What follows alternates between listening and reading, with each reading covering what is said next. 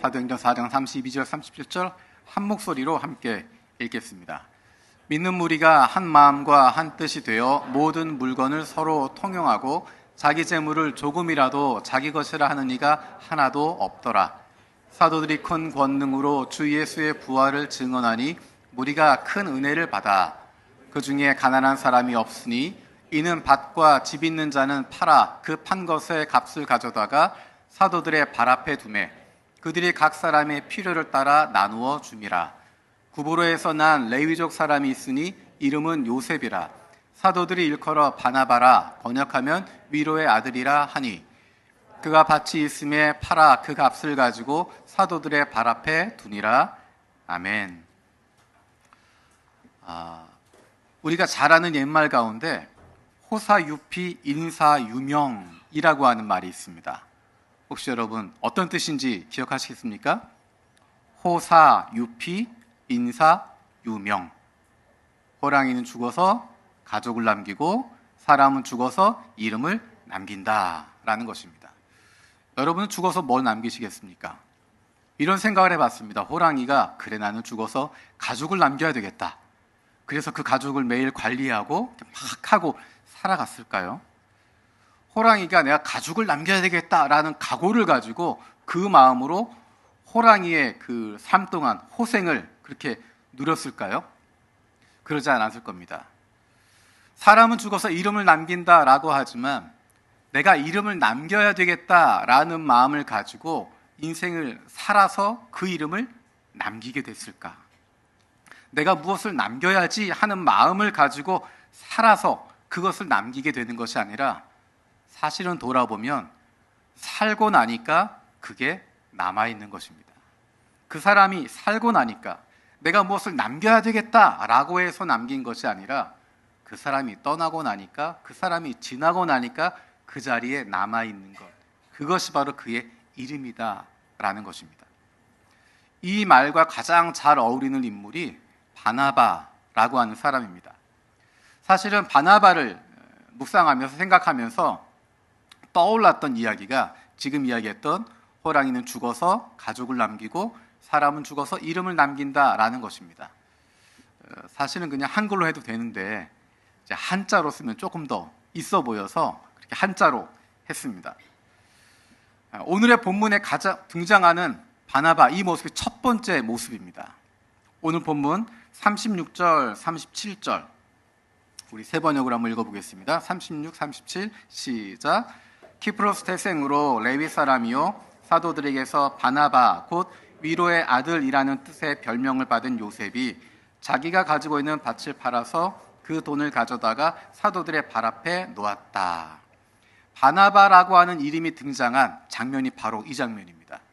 바나바가 밭이 있었는데 부자였습니다. 밭이 있었는데 그것을 팔아서 사도들의 발 앞에 놓았다라는 이야기가 등장합니다. 왜 그랬을까요? 바나바가 왜 밭을 팔아서 사도들의 발 앞에 놓았을까? 그것에 대한 이유가 그 위에 나와 있습니다. 32절에서 35절까지 같이 읽어보겠습니다. 32절에서 35절 시작.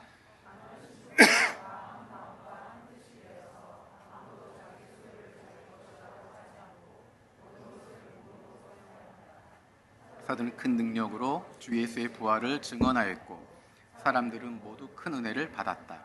그들 가운데는 가난한 사람이 한 사람도 없었다. 땅이나 집을 가진 사람들은 그것을 팔아서 그 판돈을 가져다가 사도들의 발 앞에 두고 놓았고 사도들은 각 사람에게 필요한 따라 나누어 주었다. 먼저는 바나바가 큰 은혜를 받았기 때문입니다. 사도들의 말씀을 통해서 예수 그리스도로 말미암아 그리고 성령의 충만으로 말미암아 큰 은혜를 받았습니다. 그리고 이어진 것은 그가 다른 사람들의 필요를 볼 수 있었다는 것입니다. 다른 사람들이 가난한 사람들이 있었고 어려운 사람들이 있었고 이방에서 예루살렘으로 들어왔다가 예수님을 만나게 되면서 그곳에 살게 된 많은 헬라파 유대인들이 있었고 그런 상황들을 보면서 어렵고 힘든 것을 알았기 때문에 내가 무엇을 감당해야 되겠다, 내가 어떻게 도와야 되겠다라고 하는 마음을 품게 되는 것입니다. 다른 사람 필요를 볼 뿐만 아니라 또 한 가지 중요한 것은 그는 내 삶의 주인이 하나님이라는 것을 분명히 알고 있었습니다. 그것을 인정하고 그렇게 살았습니다. 사실 우리 가운데 은혜 받은 사람들은 많습니다. 은혜 받았다, 감동받았다, 마음이 뜨거워졌다라고 하는 사람들은 많습니다. 하지만 그것이 그의 삶으로 이어지는 경우는 그렇게 많지 않습니다. 내가 은혜 받아서 다른 사람들의 필요를 보는 것까지 가는 사람도 많이 있습니다. 아, 우리 안에 뭐가 필요하구나, 어떤 도움이 필요하구나, 어떻게 내가 섬겨야 되겠구나 하는 것들을 보는 사람들도 있습니다. 하지만 그것이 그의 행동으로 연결되는 사람은 많지 않습니다. 그리고 이 내게 있는 것들이 하나님이 주신 것이구나, 나에게 맡기신 것이구나, 그래서 내 것이라고 주장할 것이 아니라 이것을 하나님이 원하시는 대로 사용할 수 있다라고 내놓는 사람은 훨씬 더 적습니다. 하나님이 내 삶의 주인이라고 하는 것을 인정하고 그렇게 살아갈 수 있는 사람 의외로 많지 않습니다. 하나님을 위해서 산다라고 이야기하지만 정말로 그렇게 인정하고 살아간다고 하는 것, 바나바의 모습을 보면서 어떻게 살아가는 삶이 그런 삶인지를 우리는 발견할 수 있습니다. 바나바는 자기가 가지고 있는 재산 중에 일부를 밭을 팔아서 사도들 앞에 두었다라고 이야기합니다. 그 이유는 자기가 교회의 지도자로 인정받기 위해서 한 것이 아닙니다. 자기의 이름을 드러내고자 하는 것도 아닙니다. 그가 했던 것은 필요한 사람들에게 도움이 갈 수 있도록 교회 앞에 드린 것입니다. 자기의 이름으로 드린 것이 아니라 교회 앞에 드리고 그것을 사도들이 필요한 사람들에게 나눠줄 수 있도록 하는 것입니다. 내 이름으로 하는 것이 아니라 교회 이름으로 할 수 있도록, 내 이름으로 하는 것이 아니라 주님의 이름으로 할 수 있도록 내어드릴 수 있었던 것입니다. 그리고 자기에게 주신 능력을 최선을 다해서 사용하고 있습니다. 그가 가지고 있었던 능력들이 어떤 능력이었는지는 우리가 본문을 통해서, 사도행전 내용을 통해서 조금씩 더 살펴보게 될 것입니다. 단순히 바나바가 재산이 많아서 재산을 나누어 주었다, 그것으로 주목받는 사람이 아닙니다. 그가 재산을 드렸지만 그것은 일부에 불과한 것이고 그에게 주셨던 것 가운데 일부였던 것이고 다른 훨씬 더 많은 것들이 있는데 그것들이 어떤 것이었는지, 사실 바나바는 그 공동체 안에, 예루살렘 교회 공동체 안에 주목받는 사람이었습니다. 사람들이 그를 보면서 저 사람을 닮아가고 싶다라고 생각할 만한 사람이었습니다. 다른 젊은 그리스도인들에게, 젊은 신자들에게, 아, 나이가 들면 저렇게 되는 거구나, 저렇게 물질을 쓰는 거구나, 저렇게 교회를 섬기는 거구나, 저렇게 하나님을 위해서 일하는 거구나 라고 하는 모델이 되는 사람이었던 것 같습니다. 저런 모습이야말로 신앙인의 모습이야, 저런 모습을 닮아야지. 많은 사람들이 바나바를 따르고 있었습니다. 바나바가 그런 중요한 인물이라고 하는 것, 많은 사람들에게 인정을 받고 있었던 사람이다 라고 하는 것을 확인할 수 있는 것이 9장에 등장하는 바나바의 모습을 통해서 볼 수 있습니다. 오늘 읽었던 본문 다음에 등장하는 바나바의 모습이 사도행전 9장입니다. 우리 사도행전 9장 26절에서 28절 함께 보도록 하겠습니다. 사울이 예루살렘에 이르러서 거기에 있는 제자들과 어울리려고 하였으니 그들은 사울이 제자라는 사실을 믿을 수가 없어서 모두들 그를 두려워하였다. 그러나 바나바는 사울을 맞아들여 사도들에게로 데려가서 사울이 길에서 주님을 본 일과 주님께서 그에게 말씀하신 일과 사울이 다마스쿠스에서 예수의 이름으로 담대히 말한 일을 그들에게 이야기해 주었다. 그래서 사울은 제자들과 함께 지내면서 예루살렘을 자유로 드나들며 주님의 이름으로 담대하게 말하였고. 우리가 잘 알고 있는 사울, 바울, 사울이 등장합니다. 그런데 앞뒤 정황을 살펴보게 되면 사울은 이제 앞으로 나올 본문에서 예수 믿는 사람들을 핍박하는 사람입니다. 바리새인들의 중에서 인정을 받아서, 명령을 받아서 예수 믿는 사람들을 잡아 가두기 위해서 다마스쿠스로 가고 있던 사람입니다. 그 당시에 가장 악질이라고 말할 수 있는, 예수 믿는 사람들을 억압하고 박해하고 핍박했던 그 중심에 있는 인물이 바로 사울입니다. 그런데 그가 다메섹으로 가는 도상에서 예수님을 만나게 됩니다. 하루아침에 그가 예수님에게 자기의 인생을 드리게 되고 그 부르심 가운데 헌신하게 되고 예수 믿는 사람으로 바뀝니다.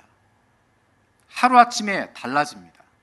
그리고 그는 목숨을 걸고 예수를 선포하기 시작합니다. 예수를 이야기하기 시작합니다. 그랬던 그가 예루살렘에 와서 내가 제자들을 만나고 싶다라고 이야기합니다. 자, 여러분이라면 그 사울을 만나시겠습니까? 여러분이 제자들의 입장이라면, 여러분이 예수 믿는 사람들이라면, 예수 믿는 공동체의 중심된 인물이라고 한다면 그 사울을 만나시겠습니까? 얼마 전까지만 해도 예수 믿는 사람들 쫓아다니고 어떻게든 박해하고 핍박하고 죽이려고 했던 사람이고, 어쩌면 내 친구들 중에 누군가가 사울에 의해서 붙잡혀서 죽임을 당한 사람이 있을 수도 있는데, 이 사람에게 붙잡히면 끝까지 파고들어서 누군가를 잡아가는 사람인데, 예수님의 제자들이, 사도들이 두려움 가운데 만나지 못합니다. 아무도 그에게 귀를 기울이지 않습니다. 예수를 믿는다라고 이야기하지만 아무도 그를 신뢰해 주지 않습니다. 다 피해 다닙니다. 그런데 한 사람이 나섭니다. 바나바입니다. 바나바가 나서서 사울을 만나줍니다. 그리고 그의 이야기를 들어줍니다. 내가 어떻게 다메섹으로 가는 가운데서 예수님을 만나게 됐는지, 내가 어떻게 주님께서 나에게 뭐라고 말씀하셨는지, 그리고 내가 다마스커스에서 예수님을 만난 이후에 어떻게 복음을 선포했는지 하는 일들을 쭉 이야기를 듣습니다. 그리고 그 이야기를 듣고 바나바는 확신하게 됩니다. 이 이야기가 진짜라고 하는 것을 확신하게 되고 사도들에게 데리고 갑니다. 바나바가 별 인물이 아니라면, 예루살렘 교회 안에서 인정받는 사람, 모두가 존경할 만한 사람이 아니라면 바나바가 사울을 데리고 제자들 앞에 갈 수 있는 상황이 안 됩니다. 예수님의 제자들은 사울을 만납니다. 그 이유는 한 가지입니다. 바나바가 소개하기 때문에.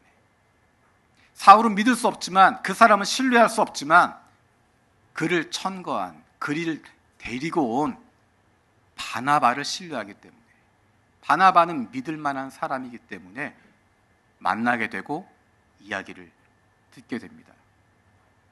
사울이 믿음직해서가 아니라 바나바를 신뢰하기 때문에 사울을 만나주는 것입니다.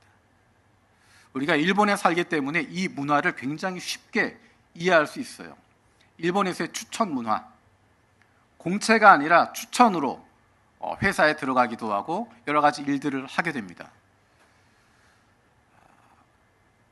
누가 추천했다라고 이야기하는 것이 사실은 한국에서의 무게와 차이가 큽니다. 한국에서는 이름만 알면 다 추천했다가 되는데, 일본에서는 추천한다고 이야기할 때 정말로 자기의 명예를 거는 겁니다. 학교에서 교수님에게 추천서를 써주십시오라고 이야기할 때도 한국에서는 굉장히 간단합니다. 내가 그분 수업 들었던 증명으로 수업 들었었다라고 하는 부분 하나 들고 가서, 교수님 제가 어디 취직하려고 하는데 추천서가 필요합니다.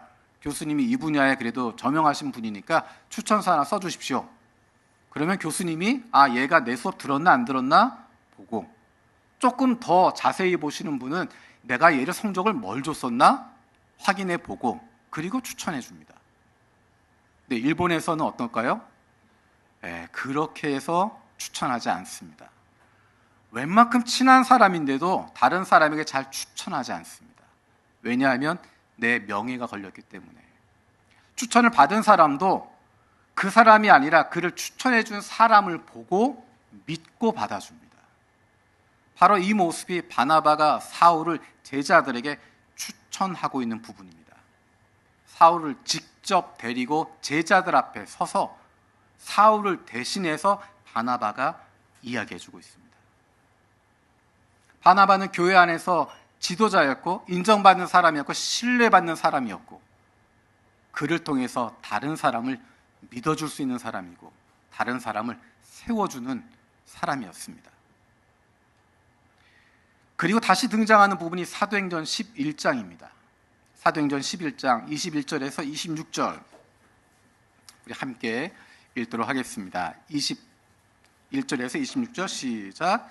주님의 손이 그들과 함께 하시니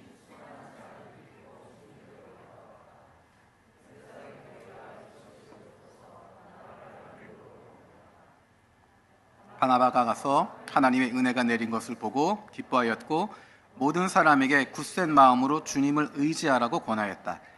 바나바는 착한 사람이요 성령과 믿음이 충만한 사람이었다. 그래서 많은 사람이 주님께로 나와왔다. 바나바는 사울을 찾으려고 다소로 가서 그를 만나 안디옥으로 데려왔다.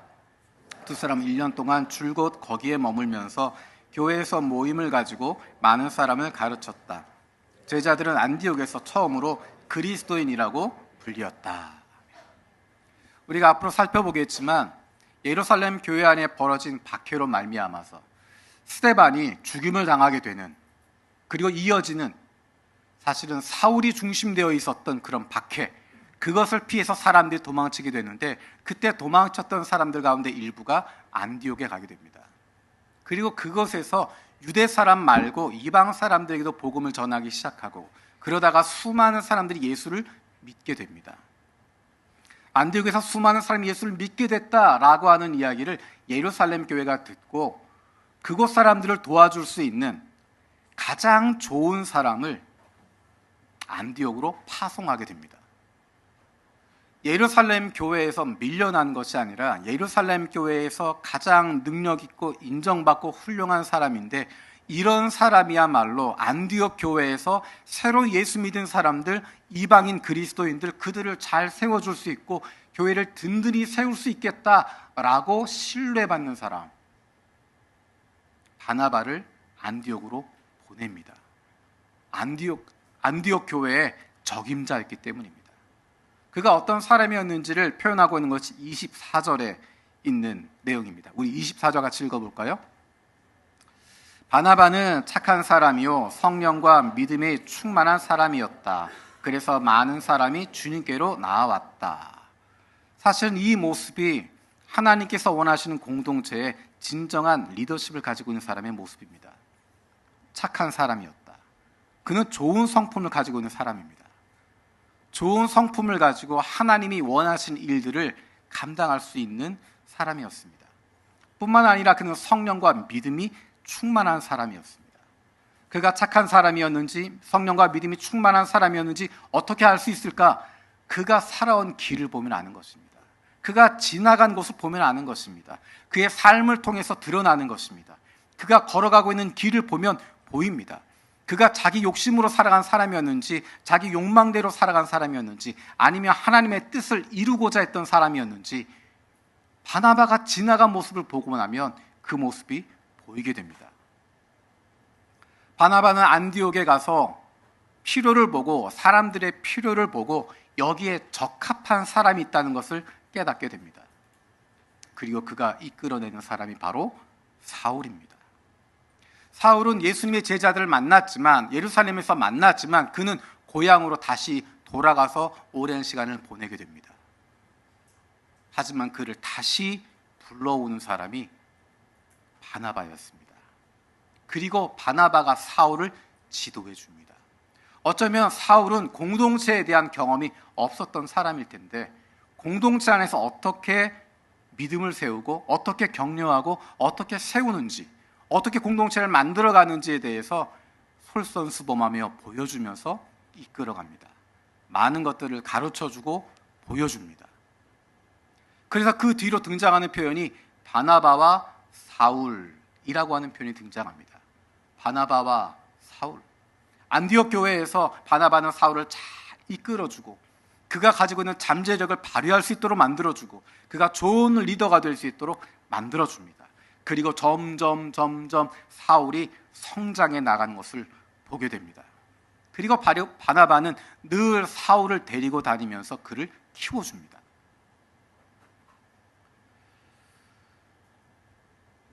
그리고 마침내 성령이 그들 가운데, 안디옥 교회 가운데 선교사를 세워서 복음을 전해라 라고 하는 말씀을 주십니다. 온 성도들 함께 기도합니다. 그 가운데 바나바와 사울을 세우게 됩니다. 사도행전 13장 4절입니다. 우리 13장 4절 함께 읽어보겠습니다. 바나바와 사울은 성령이 가라고 보내심으로 실루기아로 내려가서 거기에서 배를 타고 키프로스로 건너갔다. 안디옥 교회에 머무르는 것이 아니라 그 복음이 더 퍼지기 위해서 성령이 바나바와 사울을 세우고 그들을 선교사로 보내도록 하십니다. 사실 이 두 사람은 안디옥 교회의 가장 중요한 중심 인물입니다. 두 기둥 같은 사람들인데 그들을 선교사로 세워라. 그 뒤에 나가서 복음을 전할 수 있도록 해라 라고 말씀하시고 온 교회가 그것을 받아들입니다. 그리고 그들을 파송하게 됩니다. 그래서 간 곳이 키프로스로 가게 됩니다. 여러분, 키프로스라고 하는 이름 혹시 기억나시나요?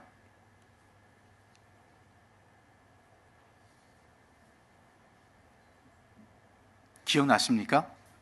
오늘 읽었습니다. 오늘 키프로스란 단어가 나왔어요. 어디에 나오냐면 사도행전에 나옵니다. 사도행전 4장 36절에 바나바를 설명하면서 뭐라고 이야기하냐면 키프로스 태생으로 레위 사람이요 사도들에게서 바나바 곧 위로의 아들이라는 이름의 뜻의 별명을 받은 요셉이라고 나옵니다. 바나바의 고향이 키프로스입니다. 그래서 처음 출발한 선교지가 키프로스였습니다. 중심 인물은 바나바입니다. 바나바가 선교에 대한 계획을 세우고 출발합니다. 우리가 복음을 전하는데 예수 그리스도의 부활을 선포하는데 어디로 갈까? 그래, 우리 고향부터 가자.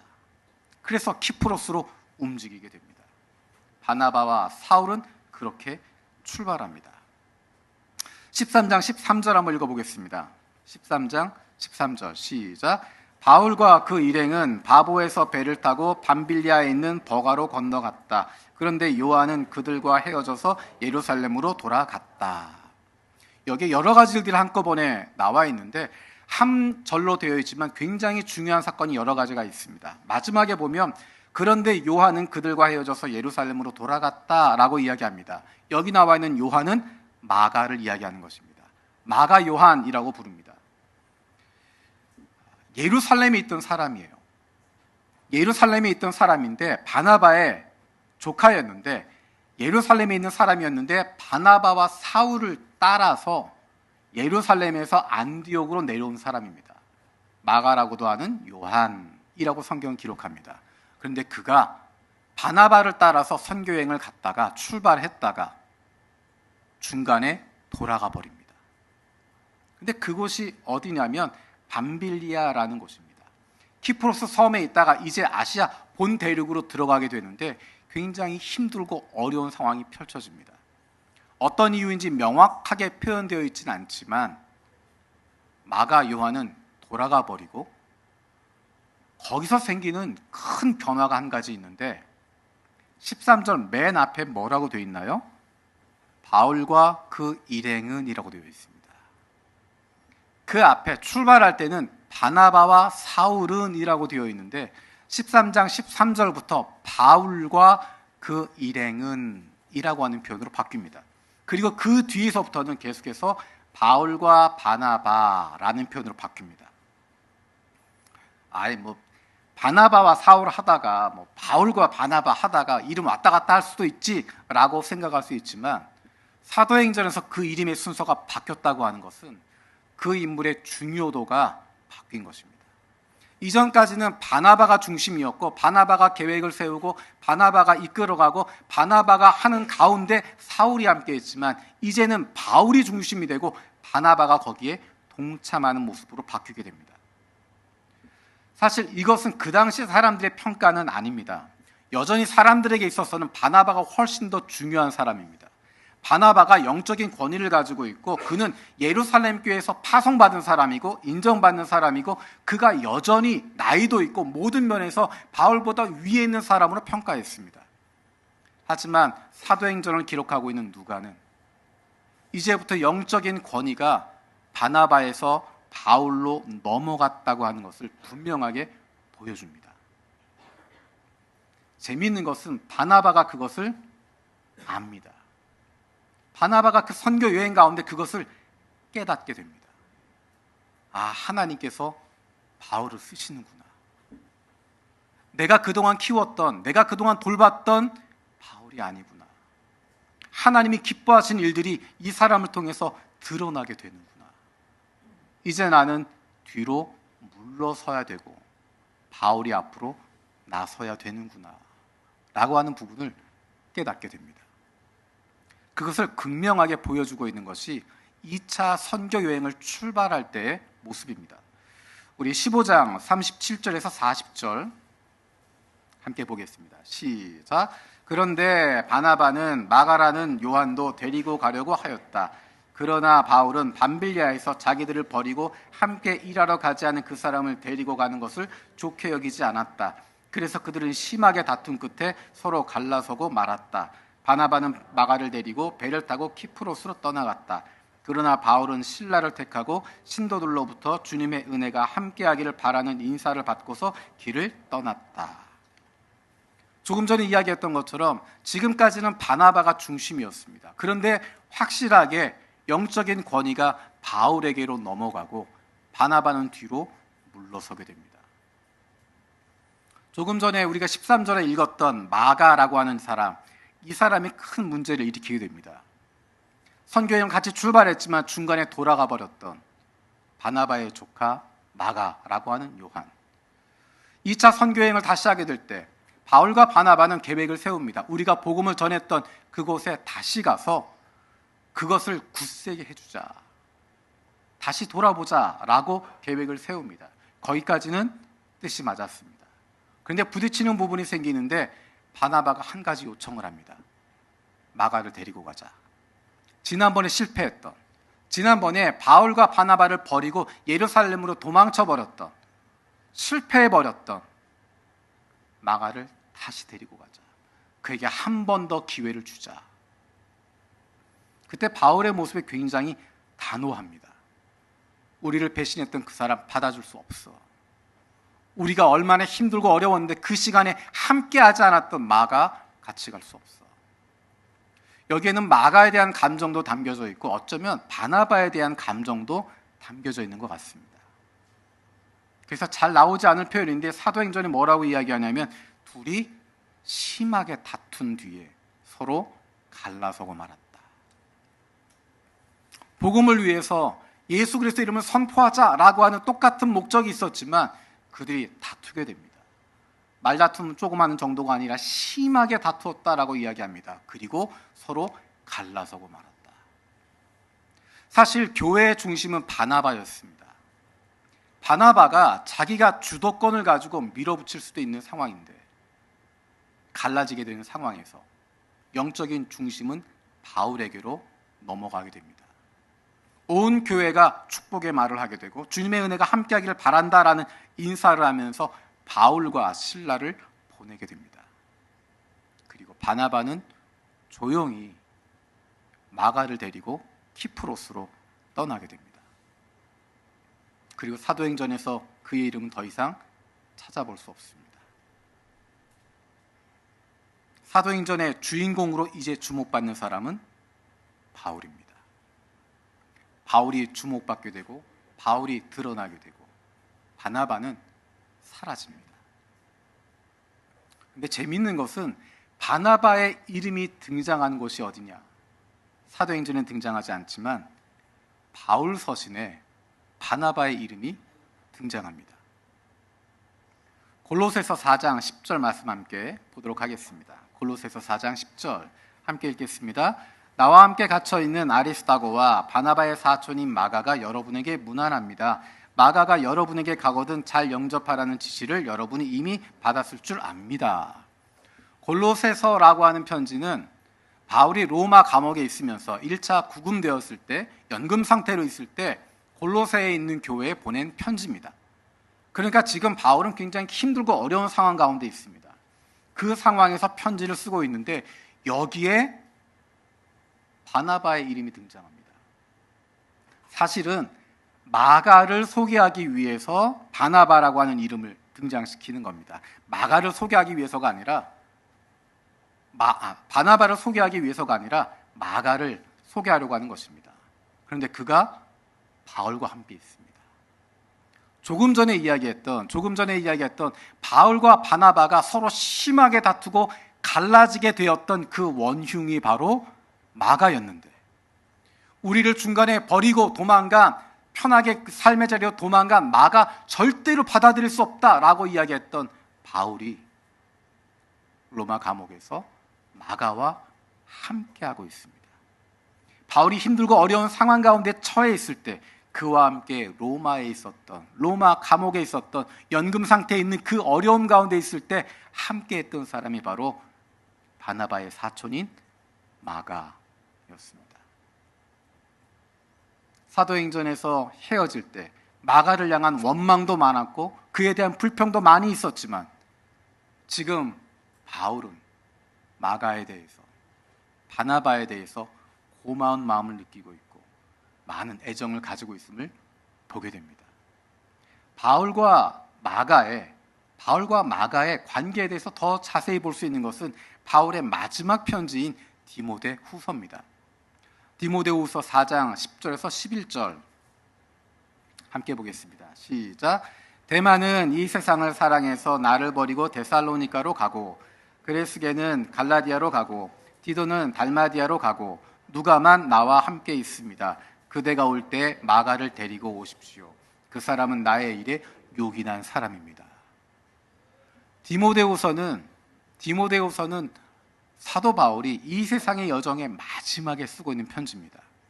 유언과도 같은 편지입니다. 자기 인생을 돌아보고 사랑하는 디모데에게 쓰고 있는, 가장 힘들고 어려울 때 온몸은 병들었고 모든 환경이 가장 어려운 상황, 이 편지를 쓰고 얼마 되지 않아 바울은 사형을 당하게 됩니다. 인생의 마지막 순간에 있을 때 그가 누구를 찾고 있는가? 마가를 찾고 있습니다. 그와 대조되는 인물이 10절 처음에 나와 있는 이 세상을 사랑해서 데살로니가로 간 데마라고 하는 이야기를 합니다. 사실 이 데마라고 하는 사람은 골로새서에 바울이 마가의 이름을 이야기할 때 함께 등장했던 사람입니다. 로마 감옥에 1차 구금되었을 때 여기에 마가가 나와 함께 있다. 사랑하는 의사 누가도 있고 데마도 여러분에게 문안한다 라고 하는 부분이 등장합니다. 로마 1차 투옥 시기에 함께 있었던 사람인데 그가 이 세상을 사랑해서 떠나가 버렸다. 그런데 그때 함께 있었던 데마와 마가 중에 마가는 지금도 나에게 요긴한 사람이다. 지금도 나에게 필요한 사람이다. 지금도 내가 보고 싶은 사람이다. 마지막 시기에 데마는 떠나갔지만 마가는 내 편으로 남아있다. 1차 선교여행 중에 되돌아가 버렸던 마가가 바울의 인생 마지막 순간까지 그가 기억하고 이 사람은 나에게 정말 소중한 사람이다. 이 사람을 나에게 데려와다오. 그 얼굴을 마지막이라도 한 번 더 보고 싶다 라고 이야기할 정도로 바뀌게 되는 것이 어떻게 가능할 수 있었겠습니까? 베드로라고 하는 인물도 마가에게 있어서 굉장히 중요한 변화를 일으킨 사람입니다. 베드로전서 5장 13절에 보면 베드로가 로마에 있을 때 이야기를 합니다. 함께 읽겠습니다. 여러분과 함께 택하심을 받은 바빌론에 있는 자매교회와 나의 아들 마가가 여러분에게 문안합니다. 여기에 바빌론이라고 하는 이 이름은 로마를 이야기합니다. 로마라고 말하기 어려우니까, 그리고 그것의 영적인 의미를 담아서 바빌론이라고 표현을 했습니다. 지나가면서 말씀을 드리면 이 바빌론에 대한 이야기를 금요일 저녁에 하고 있습니다. 금요일 저녁 금요 기도회 때 요한계시록 말씀을 같이 살펴보고 있는데 이제 앞으로 바빌론이 본격적으로 등장하게 될 거고 어떻게 심판받는지 하는 부분을 보게 될 겁니다. 바빌론에 대해 마음이 살짝 움직이신 분들은 금요일 저녁에, 이번 주 금요일은 제가 휴가라 없습니다. 이번 주 금요일에 오시면 없네 하실 수 있고요. 다음 주 금요일부터 계속 이어지니까 여러분들 금요일 날 오셔서 요한계시록 말씀을 통해서 초대교회 성도들에게 주어졌던, 그리고 오늘을 살아가게 하고 있는 우리에게 주시는 하나님의 화이팅의 메시지, 예수님의 격려의 메시지를 함께 나눌 수 있으면 좋겠습니다. 어쨌든 베드로가 로마에 있을 때 마가와 함께하고 있습니다. 마가가 그 나이든 베드로를 도와주고 섬기고 있습니다. 그래서 로마에서 함께 시간을 보내는 가운데 베드로로부터 많은 이야기들을 들었던 것 같습니다. 재미있는 것은 마가가 기록한 마가복음이라고 하는 책입니다. 거기에는 제자들의 솔직한 이야기들이 많습니다. 베드로의 솔직한 고백들이 굉장히 많습니다. 그래서 마가복음에 나와 있는 제자들을 보면 베드로의 모습은 정말 실패하고 연약하고 믿음 없는 그런 모습들을 가감없이 표현하고 있습니다. 여러분 생각해 보십시오. 베드로라고 이야기하면, 예수님의 제자들이라고 이야기하면 그 당시 가장 존경받는 위대한 사도가 베드로였는데, 그리고 순교한 수많은 예수님의 제자들이 있었는데, 이 사람들이 얼마나 부족하고 모자란 사람이었는지, 얼마나 연약한 존재였는지, 그런데 그들이 지금은 이렇게 달라져 있는 모습을 보게 됨을 통하여서 성령의 놀라우신 역사하심을 경험하게 되는 것이고, 이제 예수 믿기 시작한, 조금만 힘들고 어려워도 포기하고 싶어지는 믿음이 없는 신앙인들에게 얼마나 큰 격려와 용기를 줄 수 있었을까요? 마가복음을 읽으면 베드로의 연약한 모습을 볼 수 있습니다. 그것은 다른 사람이 이야기하는 것이 아니라 베드로가 마가에게, 내가 실패했던 이야기들, 나는 이렇게 믿음이 없었던 사람이야, 이렇게 예수님의 말씀을 깨닫지 못했던 사람이야, 나는 실패했던 사람이야, 예수님을 3번이나 부인했던 사람이야, 한두 번도 아니고 3번이나 처절하게 부인했던 사람이야. 그런데 예수님이 나에게 2번째 기회를 주셨어. 그 부르심에, 그 주님 때문에 내가 다시 일어설 수 있었어. 이 이야기가 마가에게도 크게 와닿았을 것입니다. 바울을 버리고 떠났지만, 선교행에서 실패하고 돌아왔지만, 실패자가 되었지만, 그렇게 낙인 찍혔지만, 내가 부족하고 연약하지만 베드로를 만나주시고 변화시키신 주님께서 나를 만나주시고 성령으로 나를 새롭게 하실 것을 기대하는 마음으로 그가 나아가게 되는 것입니다. 베드로와 바울의 관계도 회복됩니다. 여러분이 갈라디아서를 읽어보게 되면 베드로와 바울의 사이가 별로 좋지 않다는 것을 알 수 있습니다. 나중에 한번 읽어보시고, 베드로와 바울의 관계가 잘 회복되어 있는 모습이 베드로후서 3장 15절에 나와 있습니다. 한번 보겠습니다. 베드로후서 3장 15절 시작. 그리고 우리 주님의 오래 참으심이 구원을 위한 것이라고 생각하십시오. 그것은 우리의 사랑하는 형제 바울이 자기가 받은 지혜를 따라서 여러분에게 편지한 바와 같습니다. 뭐라고 표현했냐면 우리의 사랑하는 형제 바울이라고 이야기합니다. 우리의 사랑하는 형제 바울. 사실은 바울이 베드로에게 했던 행동을 보면 이렇게 말할 수 있는 상황이 아닙니다. 공적인 자리에서 바울이 젊었을 때 베드로는 예루살렘 교회 기둥이었는데 그가 안디옥에 방문을 왔습니다. 그래서 그곳에서 함께 이방인들과 어울려서 잔치를 벌이고 식사하면서 함께 교제하고 있었습니다. 그러는 가운데 어떤 이야기가 들려면 예루살렘에서 야고보 쪽 사람들이 온다라는 이야기를 들으니까 베드로가 갑자기 일어나서 숨어버렸습니다.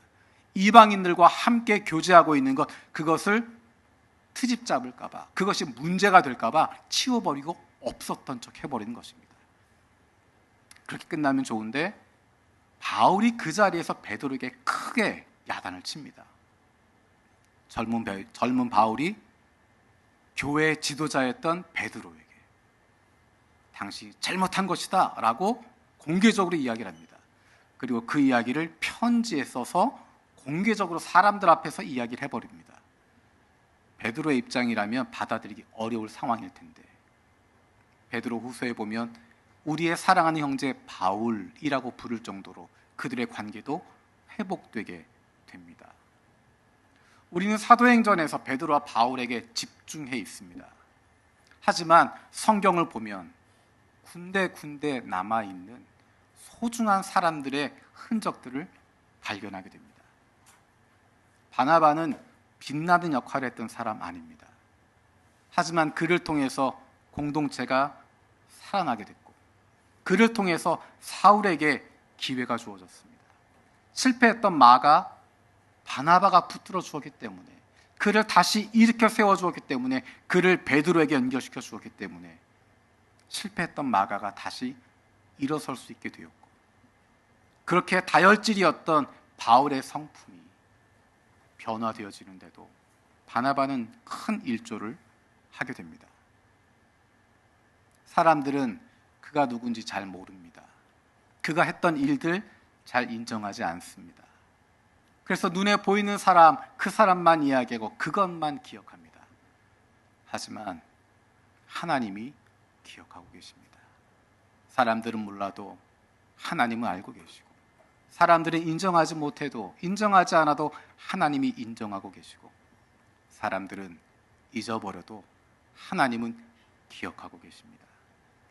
호랑이는 죽어서 가족을 남기고 사람은 죽어서 이름을 남긴다. 사람의 진정한 가치는 그가 떠나고 난 이후에 나타나게 되는 경우가 많습니다. 위로의 아들이란 별명을 가졌던 바나바, 그가 지나간 곳에 수많은 사람들이 남았습니다. 그를 통해서 많은 사람들이 신앙을 가지게 되었고, 많은 사람들이 지도자가 되었고, 실패한 사람들이 일어나게 되었고, 그가 지나간 곳에 예루살렘 교회가, 안디옥 교회가, 건강한 공동체가 남게 되었습니다. 저와 여러분들은 무엇을 남기는 삶을 지금 살아가고 있습니까? 기도하겠습니다. 살아계신 아버지 하나님, 감사드립니다. 위로의 아들이라 불렸던 바나바, 그가 지나간 곳에 남아있던 것들을 기억합니다. 내가 지금 살아가고 있는데, 내가 여기에 이곳에 무엇을 남기는 삶을 살아가고 있는지 돌아보게 하여 주옵소서.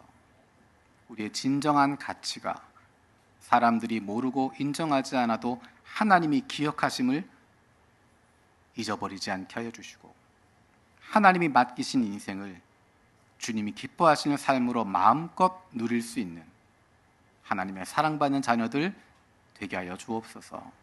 감사드리고 예수님의 이름으로 기도드립니다.